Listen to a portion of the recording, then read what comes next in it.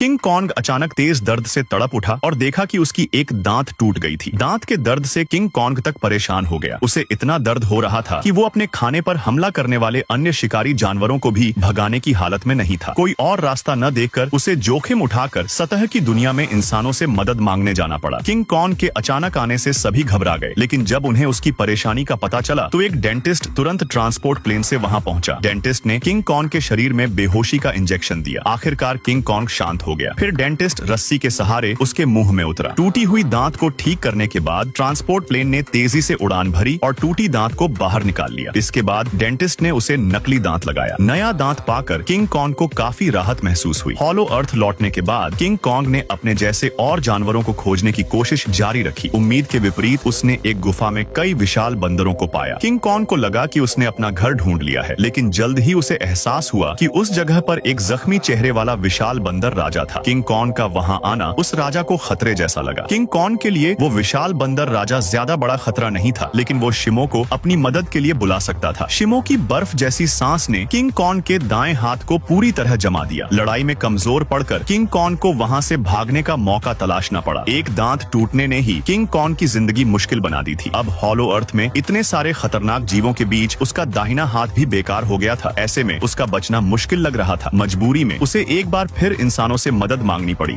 बर्फ के टाइटन ने जब किंग कॉन्ग के हाथ को जंग के दौरान जमा दिया तो उसके नसों को गहरी चोट पहुंची, लेकिन इस हालत में भी उसने हार नहीं मानी। इंसानों की मदद से उसे एक खतरनाक इलाज से गुजरना पड़ा। एक यांत्रिक दस्ताना धीरे धीरे नीचे आया और स्मार्ट मशीनरी ने उसके हाथ से पूरी तरह चिपक कर इसे कस दिया। फिर उसके शरीर में बड़ी मात्रा में उपचारक द्रव्य डाले गए। जैसे ही उसके हाथ में बदलाव महसूस हुए, किंग कॉन्ग इतना हैरान हुआ कि उसकी आंखें फैल गईं। वो खड़ा हुआ, अपने हाथ के दस्ताने को देखा और फिर जमीन पर जोर से मुक्का मारा। विस्फोटक ताकत के साथ बिजली चमक उठी। उसी पल ठंडी हवा का झोंका आया और एक विशाल पैर जमीन पर पड़ा। गुफा से बर्फीला टाइटन शिमाऊ बाहर निकला। उसके साथ स्कार किंग और कई विशाल वानर भी लड़ाई के लिए तैयार थे, लेकिन तभी एक छोटा वानर शॉर्टकट लेते हुए आया और किंग कॉन्ग को चेतावनी दी। छोटे वानर की बेचैन शक्ल देखकर किंग कॉन्ग को समझ आ गया कि वो अकेले दोनों टाइटन्स का सामना नहीं कर सकता। उसी वक्त एक बहादुर लड़की ने इशारों में किंग कॉन्ग को रास्ता दिखाया। उसने संकेत दिया, हॉलो अर्थ पोर्टल की तरफ भागो और मदद मांगो।